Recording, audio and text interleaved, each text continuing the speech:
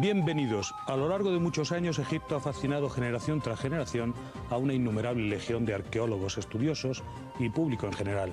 Es este Egipto oculto, lleno de interrogantes y secretos por descubrir, el que vamos a analizar en el programa de hoy. Nuestra indagación nos lleva al misterio y a recrear el encanto del Egipto de los faraones. ¿Qué hay de cierto en la famosa maldición desatada tras el descubrimiento de la tumba de Tutankamón? ¿Realidad o leyenda? Extraordinarios expertos estarán con nosotros para desvelar los secretos mejor guardados de la tierra de los faraones. Antes, les adelanto ya el contenido de nuestro sumario.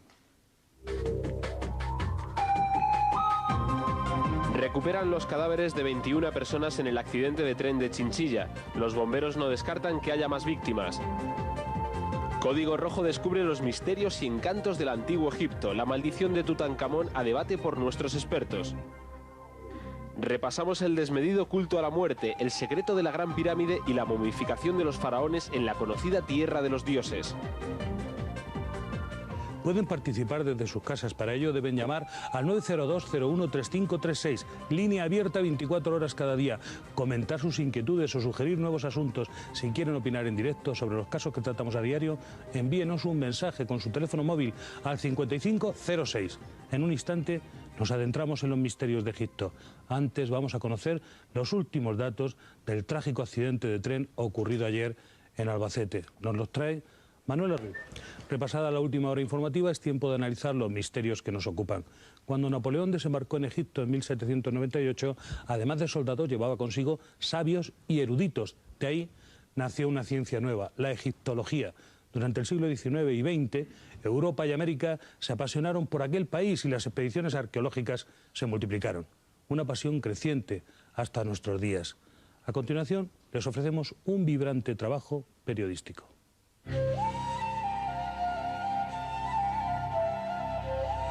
Egipto, lugar de culto para millones de personas. Turistas, arqueólogos y estudiosos visitan el país año tras año. Es ese mismo Egipto oculto, lleno de interrogantes y secretos por descubrir, el que contiene una de las maldiciones más conocidas de la historia.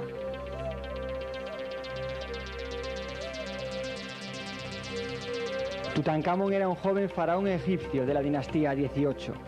Llegado la hora de su muerte, fue enterrado en una tumba rodeado de sus más preciados tesoros y gran cantidad de alimento del que disfrutaría en la otra vida. Pero Tutankamón nunca lució las joyas ocultas en su tumba. En 1922, Howard Carter halló la momia del faraón y sus tesoros intactos. Este fue el comienzo de la maldición. La muerte tocará con sus veloces alas al que moleste al faraón muerto. Es la sobrecogedora inscripción que supuestamente cobijaba la tumba de Tutankamón. La realidad o falsedad del mito forma parte de la historia.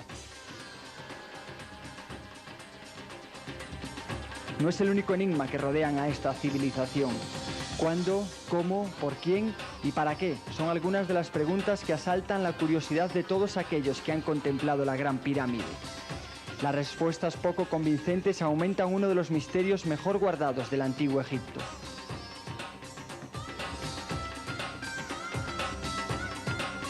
Y por si fuera poco, Egipto ha dejado para las culturas posteriores sus momias. ¿Por qué la momificación del cadáver? La momificación está basada en la leyenda de Osiris. Set descuartiza su cuerpo para impedir su resurrección y es Isis quien reúne los trozos y recompone el cuerpo, lo venda y lo devuelve al hálito de la vida.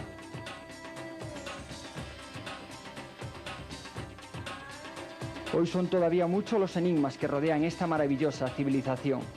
Junto a todo ello, poderoso y fuerte como los faraones, su origen siempre estuvo envuelto en misterios y leyendas.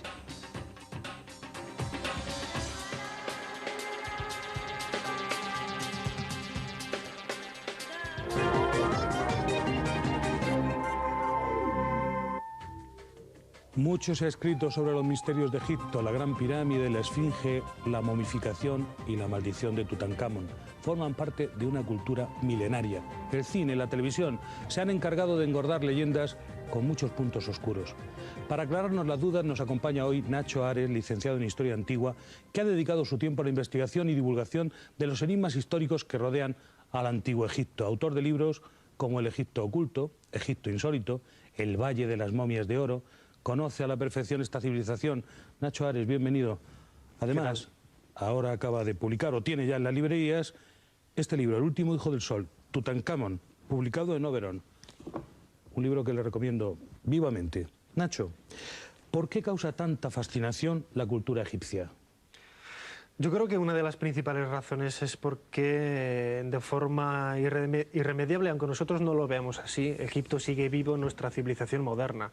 Hay que pensar que efectivamente nosotros hemos bebido de la cultura griega y de la cultura romana, pero nadie puede negar que estas dos culturas, la griega y la romana, al igual que otras culturas que se desarrollaron en la antigüedad en el Mediterráneo, bebieron todas de la misma fuente, que fue la cultura egipcia hace miles de años, y han servido únicamente de puente para que nosotros hayamos desplegado hoy en nuestro siglo XX-XXI muchos de aquellos detalles de la vida cotidiana que hoy siguen vivos en nuestra civilización. ¿Cómo hay que investigar los misterios de Egipto? Pues yo creo que de una forma apasionada porque la civilización egipcia es, como decíamos ahora, una de las más fascinantes, precisamente por toda esa estética tan hermosa que alberga, la cantidad de películas que se han realizado a lo largo y ancho de la historia del cine, la cantidad de descubrimientos arqueológicos, sin lugar a dudas en la historia de la arqueología, quizás el más importante de todos es el descubrimiento de la tumba de Tutankamón, ¿no? Y todo ello es una especie de elenco mágico y maravilloso que atrae a muchísimas personas y que curiosamente si nosotros hacemos un seguimiento de las vidas de algunos de los egiptólogos más importantes que a lo largo del siglo XIX y XX han dedicado su vida a la egiptología, nos encontraremos con casos como el de Mariette, Petrie, etcétera, que fueron capaces de sentirse tan fascinados por la egiptología que incluso abandonaron a sus familias en Europa, atraídos por esa fascinación, como digo, que les reclamaba desde el Valle del Nilo. También nos acompaña hoy David Sentinella, periodista especializado en temas de misterio, redactor y coordinador de la revista Enigmas del Hombre y del Universo y redactor jefe del periódico Enigmas Express. Precisamente el sábado estará en la Feria del Libro, en la caseta 289, firmando ejemplares de su libro, El enigma de las momias. David Sentinella, bienvenido. Hola, bien Qué libro hallado. tan interesante, la búsqueda desesperada de la inmortalidad. Yo diría que un auténtico tratado sobre las momias. Dígame, ¿cuál es el misterio que más le llama a usted la atención de Egipto? De Egipto, bueno, yo creo que es tan difícil porque Egipto entero, el país, es todo un misterio. Levantas cualquier piedra y debajo de ella hay un misterio. Podría ser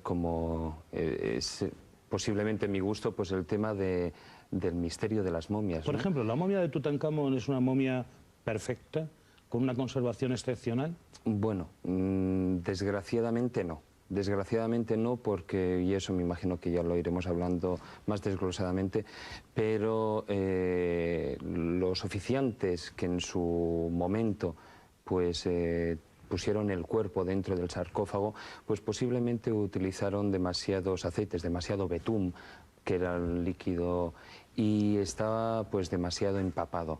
Pero la momia de Tutankamón no es tan solo importante por el cuerpo del faraón y el misterio que encierra su muerte, sino sobre todo por el descubrimiento de la tumba que supuso una tumba que fueron encontrados pues grandes tesoros.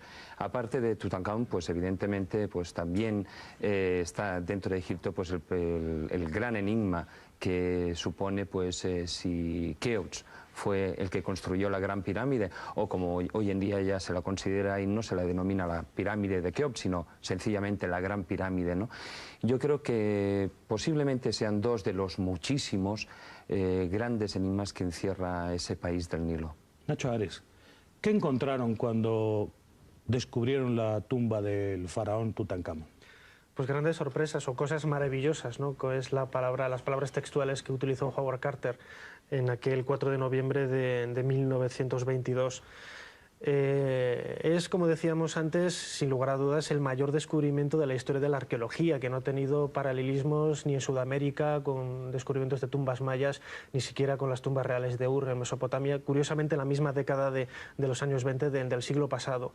La cantidad ingente de tesoros, de muebles, que quizás es lo más importante desde el punto de vista de la investigación, es decir, no solamente nos encontramos ante una tumba en la que aparecieron esos grandísimos tesoros que todos todos conocemos por películas, documentales, fotografías, ¿no? La máscara, el sarcófago, todo elementos hechos con oro macizo, ¿no? Sino también, en palabras de Howard Carter, quizás una de las mayores virtudes de esta tumba es que por primera vez los egiptólogos se acercaban a muebles, a objetos de la vida cotidiana que solamente antes se tenía conciencia de ellos a través de las pinturas que habían dejado los propios egipcios en tumbas o en otros lugares, ¿no? Quizás ese es uno de los grandes valores de la tumba de Tutankamón, que desde el punto de vista histórico este personaje sirvió, fue una especie de horquilla en uno de los momentos más convulsos de la historia de Egipto, pero que quizás también, recordando un poco las palabras de Howard Carter, lo más destacado de su vida es que nació, reinó y murió, y fue enterrado con toda esa gloria.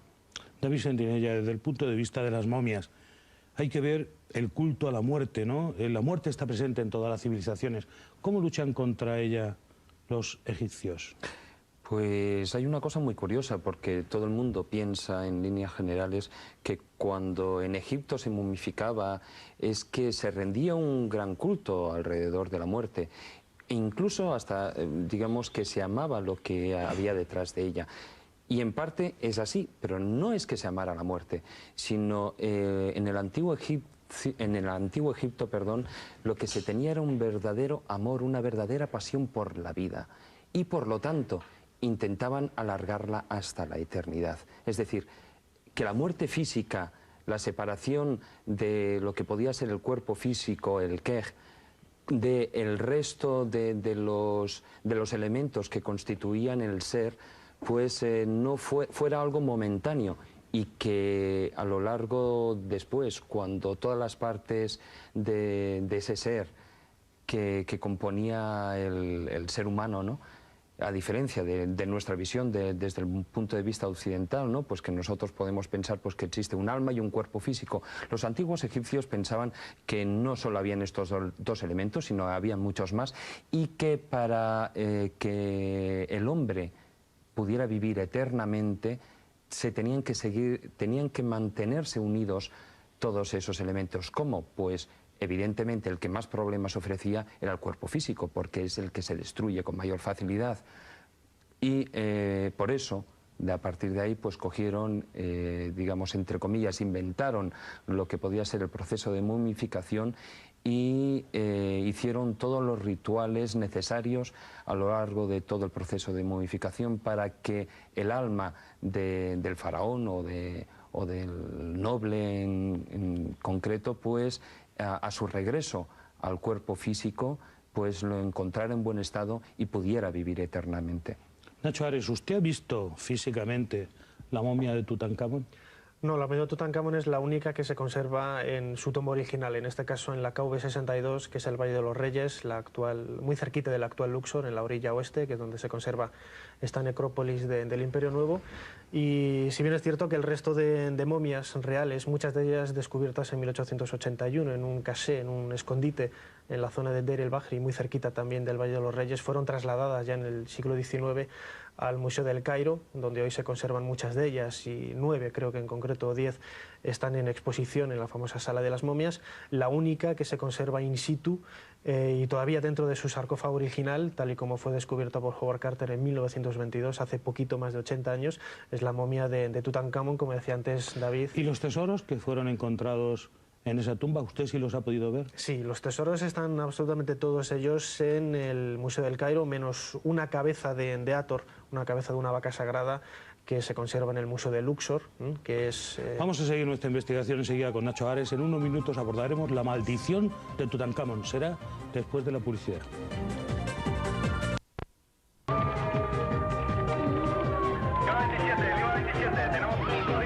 Tenemos un código rojo.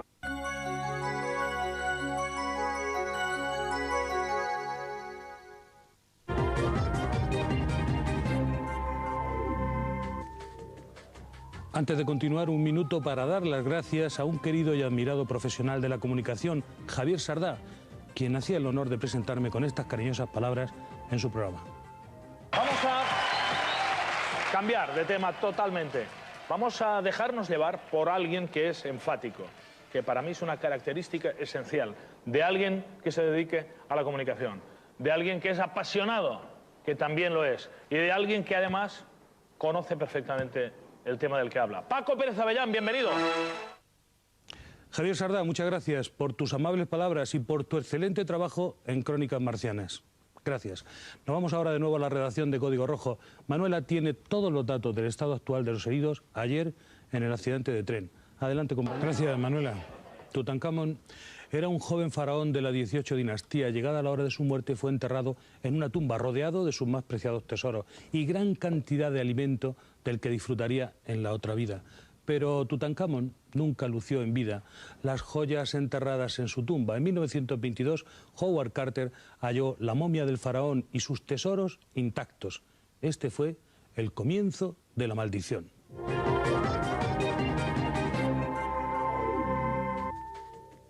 Cinco meses después del hallazgo, Lord Carnarvon, el promotor de la expedición, murió de neumonía. Su perro, que se encontraba en Inglaterra, también murió.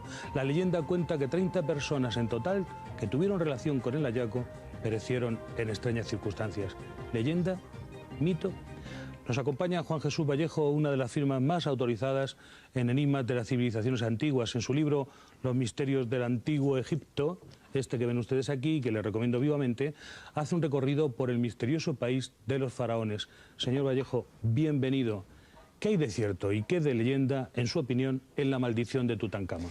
Hombre, lo que está claro es que maldición en su tiempo debió de haberla, ya que no había nada más sagrado que para los egipcios que el preservar esa otra vida que era en sí la muerte. O sea que es normal que un faraón, que un rey de la civilización más poderosa que hubo en la antigüedad, protegiera su tumba y su cuerpo con algún tipo de maldición.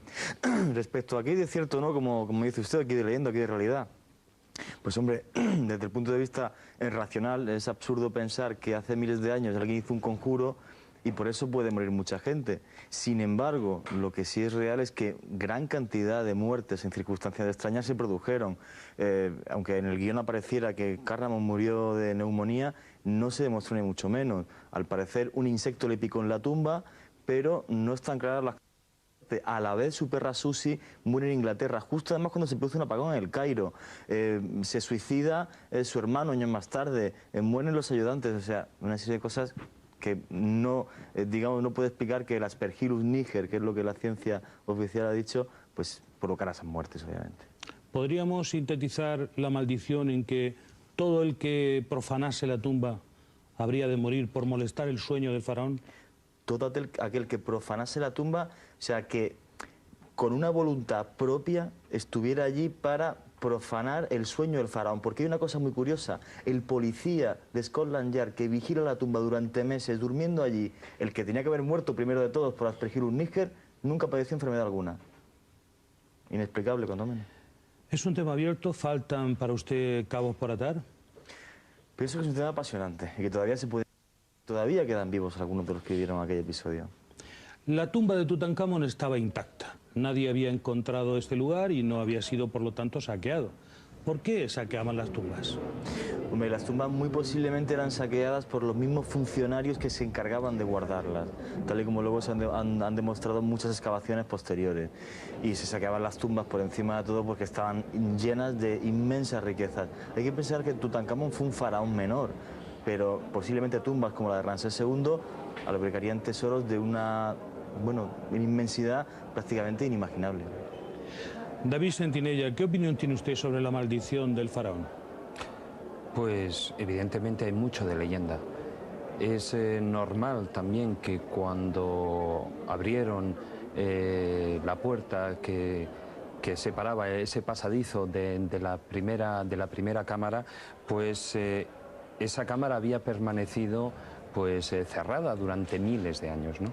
Entonces el problema no es de extrañar que, por ejemplo, hubiese algún tipo, ya no de virus, sino algún microhongo, y que, bueno, tampoco, digamos, nuestro organismo no está preparado, puede estar preparado pues para algunos virus más normales, más de hoy en día, pero igual no tanto como para un virus de aquella época.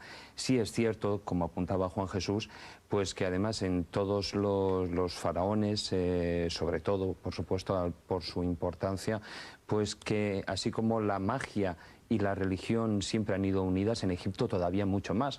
Entonces es normal que pues intentaran proteger mediante esas medidas mágicas, mediante conjuros, mediante muchas cosas, me refiero pues a rituales que intentaran proteger esas tumbas. Que haya yo no sé si algún día llegaremos a saber la verdad. Sí, es cierto que la ciencia, al menos hoy por hoy, pues intenta explicarlo, como ha dicho Juan Jesús, mediante ese hongo, el Aspergillus niger, pero yo creo que todavía falta mucho por saber. Y ya no solo es tan importante el tema de la leyenda, sino, y eso Nacho Ares pues es un gran experto, sino por qué murió y de la manera tan extraña que murió el joven faraón Tutankamón, porque en aquella época, bueno, él tenía 20 años, reinó apenas 10 años y además murió de una manera muy curiosa. ¿Por qué? Bueno, ahí hay Dicen que fue asesinado.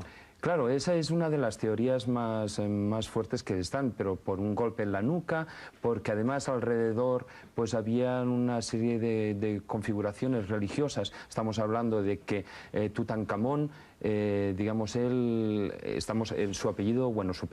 su segunda parte del nombre ya lo está diciendo, el dios Amón.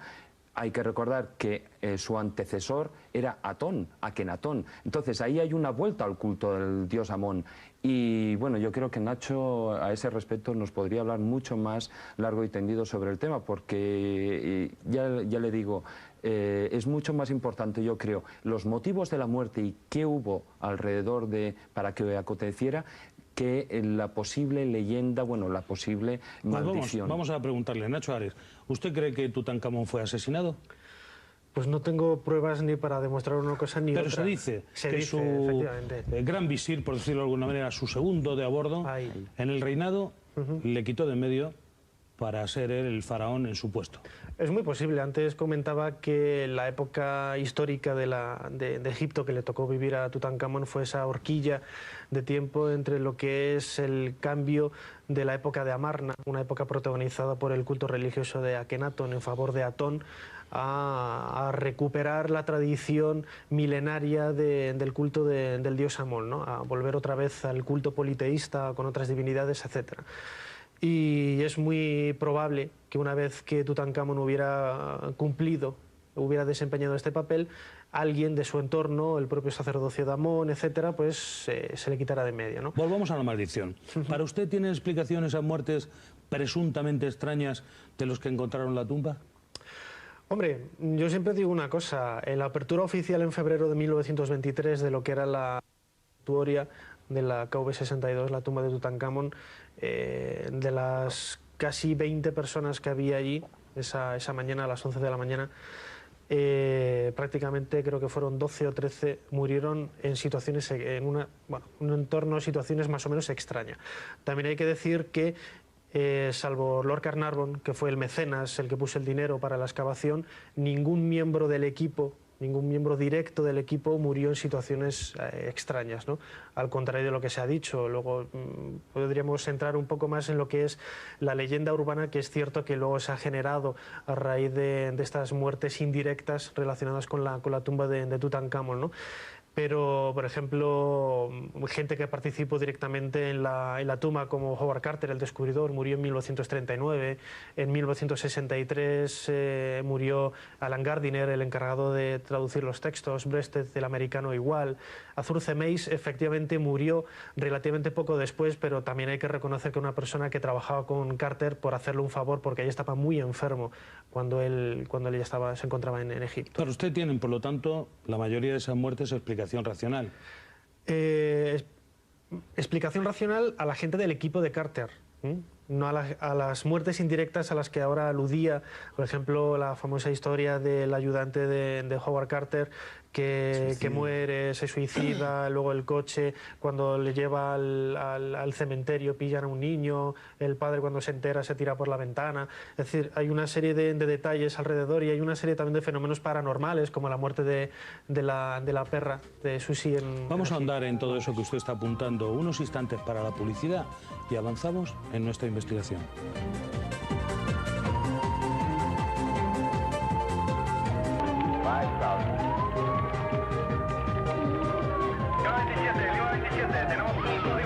Tenemos un código rojo.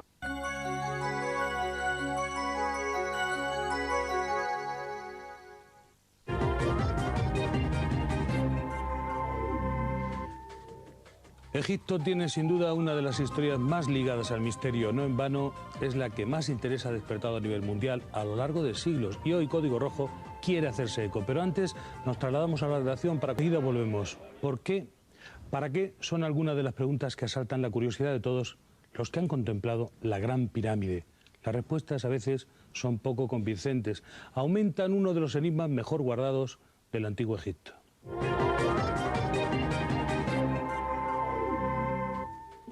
A pesar de los miles de libros escritos durante muchos años, a pesar de las horas de estudio de científicos, filósofos, de egiptólogos, existen demasiadas cuestiones sin resolver. Cuando se habla, por ejemplo, de la Gran Pirámide. David Sentinella, ¿qué reflexión debemos hacer cuando hablamos de ella, cuando hablamos de la Gran Pirámide? Hombre, yo recuerdo cuando era pequeño que en los libros de texto en el colegio pues me enseñaban que la pirámide fue construida mediante unas rampas, y a medida que la pirámide iba subiendo, pues las rampas iban siendo, digamos, mayores. Pero luego, cuando uno visita Egipto y cuando toma conciencia de la envergadura que tiene ese, llamémosle, monumento, pues resulta y se da cuenta de que la construcción...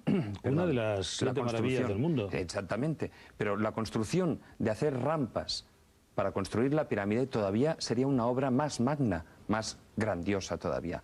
Entonces, hoy en día, vamos... es inexplicable cómo lograron construir esto. Y la cantidad de bloques que tiene, la diferente densidad que tienen, por ejemplo, los bloques, lo cual correspondería que es traída de diferentes canteras, y tampoco hay tantas canteras en Egipto como para que 10, 20, 40, 50 bloques tengan densidad diferente, incluso dentro del mismo bloque, ¿no? También es curioso que en alguno de los casos pues se ha partido alguno de los pedazos de roca, se ha analizado y resulta que se han encontrado cabellos humanos. ¿Cómo es posible, no? O sea, encierran demasiadas incógnitas. Y luego, por supuesto, la Cámara del Rey, ¿no? Con un sarcófago allí, vacío, por supuesto, ¿qué sentido tiene? ¿Qué función real era la de la Gran Pirámide? Porque además cabe recordar que de las 118 o 119 pirámides encontradas en Egipto, pues en ni una sola pues se ha encontrado una momia. Por lo tanto, por mucho que se diga que eran tumbas, no son tumbas de faraones. ¿Por qué se construyó? Y en especial la Gran Pirámide, la conocida como Pirámide de Keops, ¿no? Que además es, yo creo que tiene muestras clarísimas de que es diferente a las otras. Ahí está el gran enigma.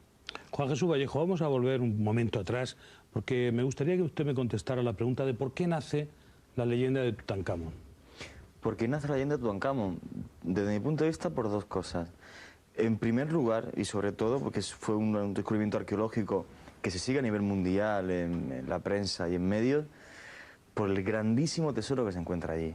Aquello fascina a toda la humanidad. O sea, el oro. El oro le gusta a cualquier ser humano de este planeta. O sea, el oro. Una máscara de oro macizo. No eso, sino que cuando se abre la segunda parte de la tumba y está Carter rompiendo aquella pared, él lo que piensa que tiene delante no es un sarcófago gigantesco, sino que lo que piensa que tiene delante es una pared de oro.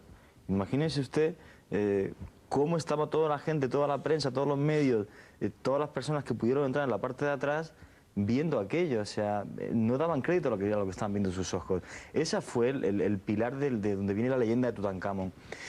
Y la otra parte fue el misterio de todas las muertes que rodean a las personas que están implicadas en ese descubrimiento. Que para usted no tienen explicación siempre. No, ni mucho menos. Para mí hay algunas claramente inexplicables. Es que, vamos a ver, ese efecto dominó que se provocan las personas que están alrededor de la tumba, donde, como le decía antes, o sea, vale, el Aspergillus niger puede explicar algunas de ellas, pero en ningún caso pues un suicidio, un accidente de tráfico. Bueno, le voy a dar un dato más. El famoso canario de Howard Carter. Sí, que estaba dentro de la jaula cuando se lo come, al parecer, una cobra. De una forma muy extraña consigue entrar. Que es un dato más, un punto más de lo misterioso en lo que queda todo, ¿no? Mire, comento además un dato que pienso que puede ser muy interesante, y es que la muerte de Carnarvon se produce cuando hay un apagón en el Cairo, que todavía no queda clara cuál es la causa de ese apagón. Muere, y a la vez su perra Susie no solamente muere en Inglaterra, sino que los aullidos y los gritos de dolor que da por lo visto, pues escandalizan prácticamente todo el vecindario. Dígame, Eso... ¿usted cree que hay más intereses comerciales que otra cosa en la llamada maldición de Tutankamón? Hombre, sí es cierto que no hay que negar que fue luego base incluso de obras de teatro. Aunque le digo una cosa, el guionista de aquella famosa obra de teatro murió también en circunstancias extrañas. Con lo cual, no deja de ser curioso. Incluso los primeros que intentaran sacar rendimiento económico de aquella... Asusta un poco, realmente. Fue curioso. Muchas muertes. Muchas, y para mí algunas de ellas todavía inexplicables. Nacho Ares, desde el punto de vista de la razón, ¿cómo es posible que se haya podido hacer una construcción como la Gran Pirámide? ¿Usted cómo lo explicaría? Pues no lo sabemos. Antes David nos comentaba sobre las todos estos años todavía no sabemos. Todavía no, y a mí siempre que me hacen esa pregunta siempre contesto con lo mismo. O sea, yo puedo decir cómo no se ha construido la Gran Pirámide, porque también hay que tener en cuenta que efectivamente en Egipto hay casi 120 pirámides, no todas tienen la magnitud de la Gran Pirámide de la Meseta de Giza, con 230 metros de lado y casi 147 de altura, más o menos la misma altura que hoy tiene en Madrid Torre Picasso. Y que, lógicamente, la Gran Pirámide reúne en sí misma lo que yo también he denominado en ocasiones una especie de gran enigma multimedia, ¿no? Porque no solamente plantea el problema de la construcción, él plantea el problema del trabajo de la piedra, plantea el problema de la administración de toda la mano de obra que se tendría que necesitar para la ejecución de la construcción del monumento, y plantea sobre todo otro de los grandes enigmas históricos relacionados con este monumento que en los últimos años tiene más boga, ¿no? Que es la orientación astronómica que tiene este monumento, una orientación muy precisa, que es realmente sorprendente, quizá más sorprendente que el propio sistema de construcción de este monumento, cómo pudieron hace 5.000 años orientarla norte-sur con una precisión tan exacta. ¿Para usted quién cree que la construyó?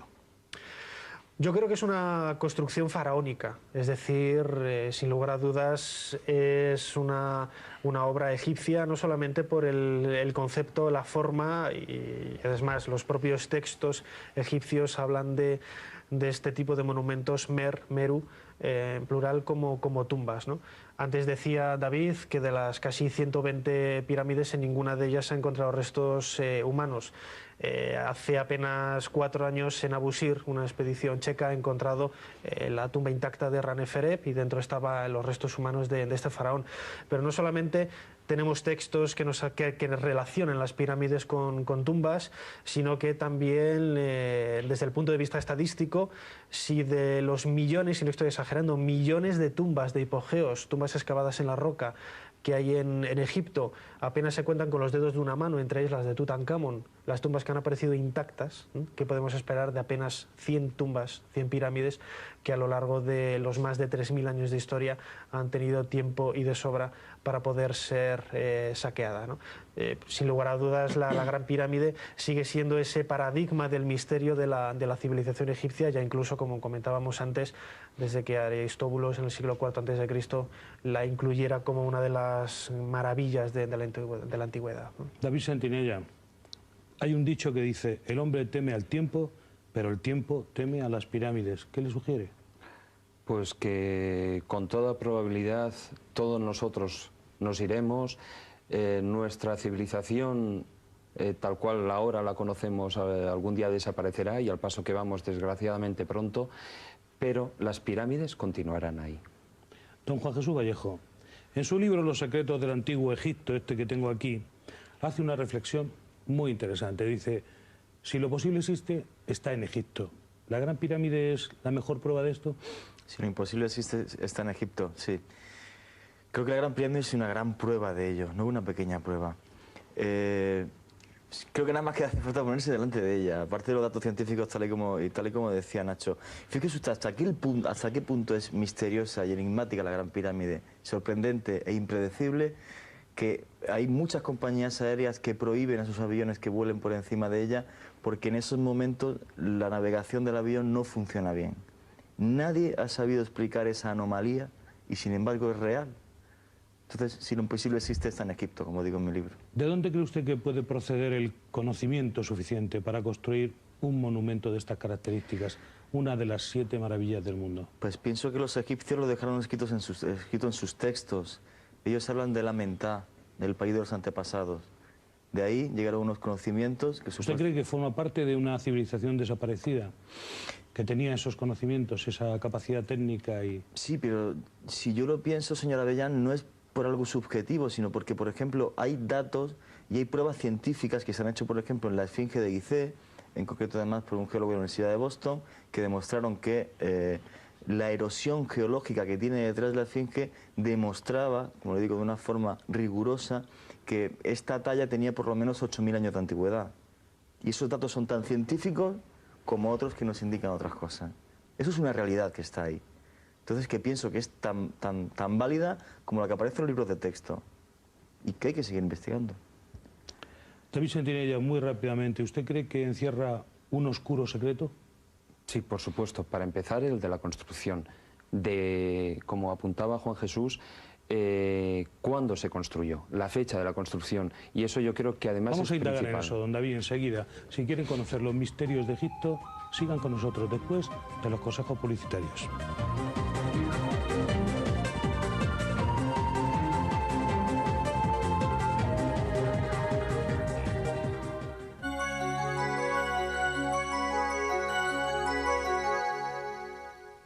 Les propongo...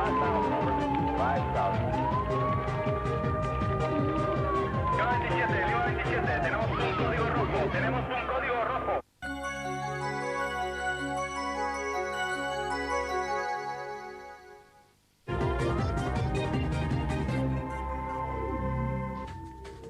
Seguimos indagando sobre los misterios de Egipto. A continuación vamos a conocer todos los secretos de las momias. Antes hacemos una última conexión. Muchas gracias, Manuela. Les recuerdo que pueden participar en nuestro programa llamando a nuestra línea de participación 902-013536, abierta las 24 horas del día, o pueden enviar un mensaje con sus opiniones al 5506. Al margen de las pirámides y de la maldición de Tutankamón, una de las cosas más llamativas del antiguo Egipto para las culturas posteriores son sus momias, muy relacionadas con un desmedido oculto a la muerte, al más allá. La religión no impide el placer y la diversión.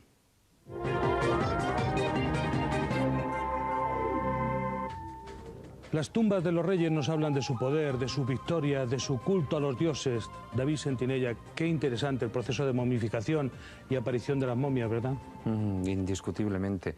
Sobre todo, bueno, en el antiguo Egipto, porque efectuaban un ritual sumamente complejo. Y ya no estoy hablando del que se realizaba físicamente, es decir, en principio, por ejemplo, y lo voy a sintetizar, se extraía el cerebro por las fosas nasales, luego posteriormente se hacía una incisión en el costado del cuerpo para extraer las vísceras, sobre todo, bueno, 4 elementos primordiales que iban a ser colocados en los vasos cánopes, en los vasos cánopes, que cada uno de ellos, la cabeza era uno de los hijos de Horus, y esas eran menos el corazón, pero se ponían el intestino, los pulmones, el hígado y el estómago. Posteriormente, bueno, se realizaban un saneamiento del cuerpo y se colocaba en natrón. Natrón es digamos, un conjunto de sales y se mantenían durante 70 días en natrón. Este es el procedimiento que el historiador Heródoto pues nos narra en su trabajo en el libro Historia. Pero como decía, ya no solo es tan importante ese trabajo que hacían físico, sino es que tras cada movimiento que hacían con la momia, a la colocación de las vendas, la extracción del cerebro, la colocación de los amuletos, etcétera, etcétera, cada uno iba acompañado de un ceremonial y cada uno llevaba un rito respectivo que hacían que todo el procedimiento fuera largo, pero sumamente interesante. Vamos a volver durante un momento a la Gran Pirámide. Decía usted que en efecto hay un mensaje oculto en su interior. Bueno, tanto como un mensaje oculto que, bueno, no tengo los suficientes juicios de valor como para poder ni asegurarlo ni negarlo, pero sí que yo creo que la gran incógnita que nos muestra la Gran Pirámide es en qué año se construyó. Es decir, tal como antes apuntaba Juan Jesús, el problema está en que, bueno, en las dataciones que se están haciendo, por ejemplo, con la Esfinge, pues están dando un periodo pues anterior a lo que podría ser a la época predinástica. Posiblemente en la Gran Pirámide sucediera eso. El gran problema es quién la construyó, cómo la construyó y sobre todo para qué. ¿Y qué puede encontrar en su interior? En el interior de una de las 7 maravillas del mundo. Bueno, el viajero pues, que la visite. El viajero encontrará una serie de canales, uno va a la cámara, al menos lo que el viajero puede acceder principalmente, pues hay un canal descendente que nos llevará a la cámara del caos, que está por debajo del nivel de tierra, luego posteriormente está ascendiendo, está la cámara de la reina y la cámara del rey. Por encima de la cámara del rey pues existen 5 cámaras de descarga, en la cual en una de ellas es donde se encontró el cartucho que ponía Keops, que fue a raíz de eso que se le atribuyó esa pirámide que pertenecía a Keops. Y luego, todo esto rodeado de una gran grandiosidad, uno se siente impresionado, elevado, claro, vibraciones especiales. Estamos hablando de que nos encontramos, no sé, creo que son 2 millones de bloques de piedra, pues desde 2 toneladas y algunos pesan pues hasta 20 toneladas o incluso más. Entonces, cuando uno está en el interior, pensar todo lo que tiene encima, eso solo la sensación física. E indiscutiblemente cuando uno está allí, y sobre todo tanto en la cámara del caos como en la cámara del rey, pues uno siente algo especial. Pensarlo ya produce verdadero vértigo. Nacho Ares, vamos a volver al tema de las momias. ¿Usted cree que esto es otra manera de buscar la inmortalidad? Sin lugar a dudas. Como decía al principio David, una de las cosas que más amaban los egipcios era la muerte. Nosotros tenemos esa idea de la cultura egipcia embadurnada en una serie de elementos necrofílicos, pues eso, las momias. También es cierto porque el 99% del legado que nosotros conservamos de esta civilización es a través de lo que nos han dejado en sus tumbas, ¿no? Pero sin lugar a dudas, si nosotros leemos ese contenido arqueológico que nos han dejado en las tumbas, pues nos encontramos con que efectivamente ellos amaban la vida. Y en ese deseo de prolongar la vida después de la muerte era precisamente la aparición de la momificación, uno de los grandes descubrimientos que hicieron los egipcios ya en las primeras dinastías, hacia el 3000 a.C., era que la descomposición del cuerpo se debía a la humedad de las vísceras que había en su interior, y en el momento que que los antiguos sacerdotes eliminaban estas vísceras, era muchísimo más fácil conseguir la desecación del cadáver, que ya antaño se conseguía de forma natural, simplemente envolviendo el cadáver en una piel de animal y enterrándola en el desierto, ¿no? Ese es el origen primigenio de lo que es la momificación, y a partir de ahí la técnica se desarrolló hasta unos límites insospechados, y por ejemplo en el Museo del Cairo se conservan algunas de las momias mejor conservadas, valga la redundancia, de todo el planeta, ¿no? Por ejemplo la de Ramsés II, la de Seti I, su padre, momias que parecen que pertenecen a personas que han fallecido hace apenas un par de días. Me gusta acompañar a un viaje de nuevo a la Gran Pirámide, porque hay algo que no me gustaría que quedara sin explicar. El último enigma de la Gran Pirámide saltó en 1993, cuando un pequeño robot, diseñado para explorar un pasadizo de 20 por 20, atraviesa todo el monumento, al parecer, descubre una puerta con pomos de cobre, derretidos por el tiempo, que parecía impedir el paso a una cámara secreta. Esa puerta no se abre. ¿Usted cree que permanece cerrada porque encierra ese misterio del que antes hablábamos?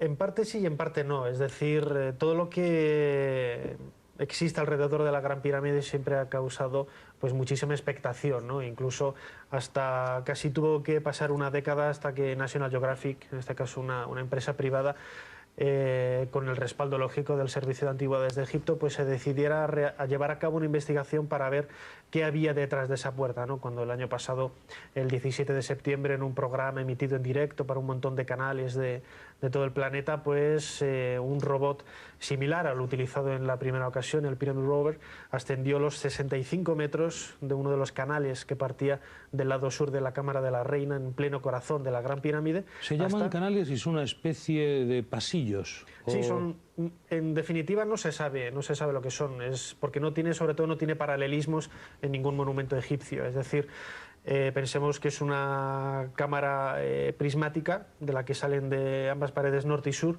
los dos pequeños canales que usted ha descrito perfectamente, 20 por 20 centímetros, y que posiblemente tuvieron algún significado simbólico, etcétera, pues sobre todo leyendo también un poco los textos de los antiguos egipcios, pensado quizás en un viaje del alma hacia las estrellas, ¿no? Leyendo un poco los textos de las pirámides. Pero sobre todo todavía quedan muchísimos interrogantes en la Gran Pirámide, sobre todo en lo que pueda haber detrás de esa segunda puerta que fue descubierta en septiembre que está del año pendiente pasado. de ser abierta. A lo largo de este año hay un proyecto nuevo para intentar conocer qué hay detrás de esa nueva puerta, que seguramente dé acceso, si no a otra tercera puerta del mismo tamaño, seguramente a una cámara de reducidas dimensiones, porque hay que pensar que esa habitación ya pega casi con lo que es la pared exterior de la pirámide, y que fue utilizada también de forma ritual, a modo de cenotafio, por los antiguos egipcios para una ceremonia, un simbolismo que hoy nos es desconocido totalmente. Don Juan Jesús Vallejo, ¿por qué tanto culto a la muerte? Porque es que los egipcios, precisamente, aunque le parezca a usted una perogrullada, no creían en la muerte, sino que veían que la muerte era un paso más en la vida. De ahí la importancia a la hora de morir, el que el cadáver estuviera rodeado de toda una serie de ceremonias mágicas. Entonces, tal y como decían mis contertulios hace un segundo, hay una conjunción de dos elementos. Uno es el físico, y es que realmente los egipcios llegaron a un nivel en la momificación a los que prácticamente ninguna otra cultura del mundo ha llegado. Y de otra parte, una historia mágica que se desenvuelve en torno al cadáver, que a mí me parece fascinante, ¿no? Imagínese usted aquel cuerpo inerte encima de la mesa, a la vez que se le va embadurnando, se le envuelve en 300 vendas de lino, cada una de ellas con una inscripción distinta, por ejemplo la que se le ponían las mejillas se conocían con el nombre de armajos. Y recuerdo cuando estuve haciendo mi libro y me estuve documentando, que me pareció preciosa la frase que decía el sacerdote, la última frase después de todos los conjuros, cuando ya cerraba lo que era todo el vendaje de la momia, que si mal no recuerdo era algo así como que su ojo vea, que su boca hable y que su lengua pronuncie hermosas palabras en la morada del cielo inferior. David Sentinella, Juan Jesús Vallejo, Nacho Ares, muchas gracias. Les espero cada día en Código Rojo.